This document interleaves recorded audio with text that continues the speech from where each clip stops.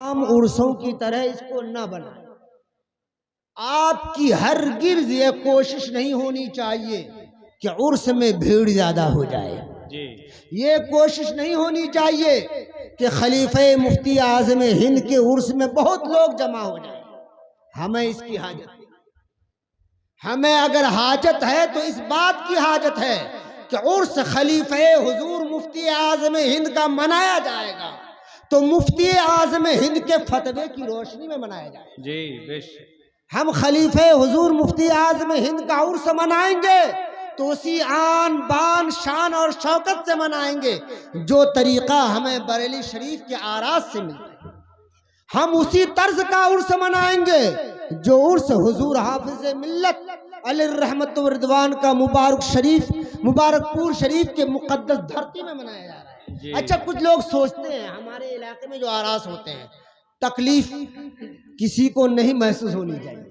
وہ سمجھتے ہیں کہ عرسوں میں اگر عورتیں آ جائیں تو عرس کامیاب، عرسوں میں دکانیں زیادہ لگ جائیں تو عرس کامیاب، عرس میں اوباشوں کا جمگھٹا ہو جائے تو عرس کامیاب، عرس میں نوجوان لڑکے لڑکیاں جمع ہو جائے تو عرس کامیاب، عرس میں خرافات ہو جائے تو عرس کامیاب، عرس میں زیادہ نذرانے جمع ہو جائے تو عرس کامیاب۔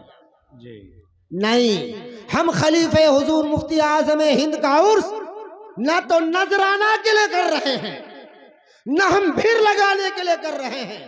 ہم خلیفہ حضور مفتی اعظم ہند کا عرس اس لیے کر رہے ہیں کہ ہم ان کے چاہنے والے ہیں، اپنا خراج عقیدت اس کی بارگاہ میں پیش کرنا چاہتے ہیں۔ ہم عرس حضور خلیفہ مفتی اعظم ہند کا اس لیے منانا چاہتے ہیں کہ آپ جمع ہوں گے، ہم جمع ہوں گے، علماء کرام تشریف لائیں گے، قرآن کی تلاوت ہوگی، نبی کے نعتیہ کلام پڑھے جائیں گے، احادیث و قرآن کی باتیں بتائی جائیں گی، علماء بتائیں گے، آپ سنیں گے، علماء سمجھائیں گے، آپ سمجھیں گے، علماء عمل کرنے کہیں گے، آپ عمل کریں گے۔ ان باتوں کو سننے سنانے سے جو ثواب حاصل ہوگا وہ ثواب ہم خلیفہ حضور مفتی اعظم ہند کی بارگاہ میں بطور نذرانہ پیش کر دیں گے۔ ہمارے عرس منانے کا یہ مقصد ہے۔ مسلک اعلی حضرت عرس خلیفہ مفتی اعظم ہند، لہٰذا اس عرس کو آپ امتیازی عرس بناؤ، اس عرس کو آپ مثالی عرس بناؤ، اس عرس کو آپ نرالا عرس بناؤ، اس عرس کو آپ خرافات سے بچاؤ، اس عرس کو آپ فحاشیوں سے بچاؤ، اس عرس کو آپ ناجائز باتوں سے بچاؤ، ہر اس بات سے بتاؤ جس بات سے خلیفہ حضور مفتی اعظم ہند کو تکلیف۔ حضور خلیفہ مفتی اعظم ہند یہ اس کے قائل نہیں تھے، ارے ان کا حال تو یہ تھا، ابھی آپ نے سنا 20 کلومیٹر روزانہ پرانی سائیکل پر بیٹھتے تھے، راسا کھوا جاتے تھے، پھر پڑھا گیا تھا۔ آج کل کے ہم جیسے علماء تو قبہ جبہ میں نظر آتے ہیں، لیکن حضور مفتی اعظم ہند ہمیں یہ پیغام دے کر گئے ہیں، لیس الجمال باسواب تزیننا ان الجمال جمال العلم والادب۔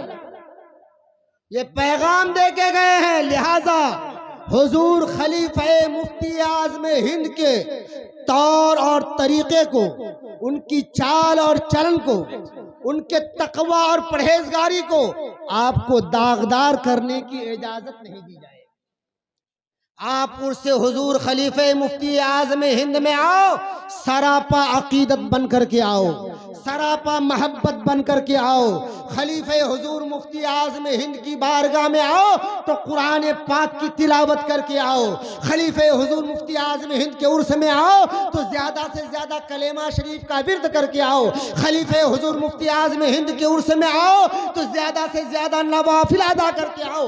خلیفہ حضور مفتی اعظم ہند کے عرس میں آؤ تو کچھ نیک اور اچھا کام کر کے آؤ، اور آ کر کے بعد حضور خلیفہ مفتی اعظم ہند کی بارگاہ میں اس کا نذرانہ پیش کر دو۔ قسم خدا کی آپ کی اس آمد سے خلیفہ حضور مفتی اعظم ہند کی روح خوش ہو جائے گی اور اس کے فیوز و برکات کا سیلاب آپ پر جاری ہو جائے گا۔ لہٰذا ہمیں یہ عرس برباد نہیں کرنا ہے۔ اور پھر میں متنبہ کرتا ہوں یہاں کی کمیٹی کو، لہٰذا میں یہ گزارش کروں گا کسی کو تکلیف نہ ہو، اگلا سال سے یہ عرس منایا جائے گا تو عرس حافظ ملت کی روش پہ منایا جائے گا. اگلا سال سے یہ عرس منایا جائے گا تو عرس اعلیٰ حضرت کے طرز پہ منایا جائے گا. اچھا میں آپ کو پوچھ رہا ہوں، ذرا آپ مبارک پور چلے جانا، ذرا آپ بریلی شریف چلے جانا، آپ کو عرس میں عورتیں نظر نہیں آئیں گی؟ کیا لوگ کم ہوتے ہیں؟ بولو نا، بولو. ارے لاکھوں کا مجمع ہوتا ہے اور بریلی کی بات ہی تو نرالی ہے. وہاں کی بات ہی نرالی ہے. بریلی کی کوئی گلی ایسی نہیں ہوتی کہ عاشق اعلیٰ حضرت کے قدم وہاں جمے ہوئے ہوں. بریلی کی ہر گلی میں اعلیٰ حضرت کے چاہنے والے نظر آتے ہیں. کیا سمجھ رہے ہیں آپ؟ اس طرح منائیے شریعت جس کی اجازت دیتی ہے.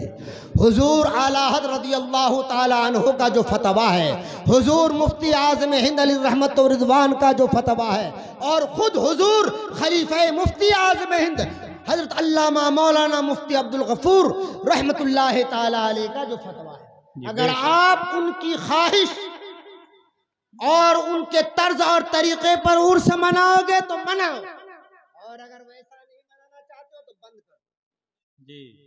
بند کر دو، اس عرس کی حاجت نہیں. ایسا عرس ہم کو نہیں چاہیے کہ مجمع اکٹھا ہو جائے، لوگ جمع ہو جائیں، ثواب ندارت گناہ ہو جائے. ثواب ندارت گناہ ہو جائے تو پھر خلیفہ حضور مفتی اعظم کی بارگاہ میں کیا نذرانہ پیش کرو گے؟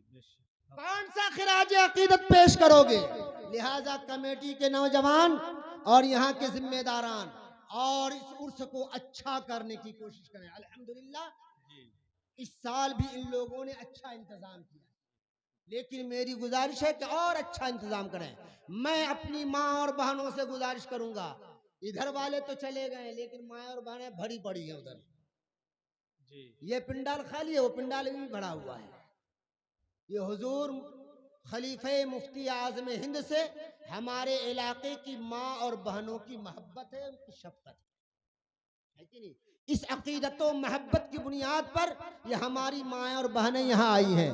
لیکن میں اپنی ماں اور بہنوں سے یہ گزارش کرنا چاہوں گا کہ حضور علامہ و مولانا مفتی عبدالغفور صاحب رضوی علی الرحمت و رضوان یہ حضور مفتی اعظم ہند کے خلیفہ ہیں.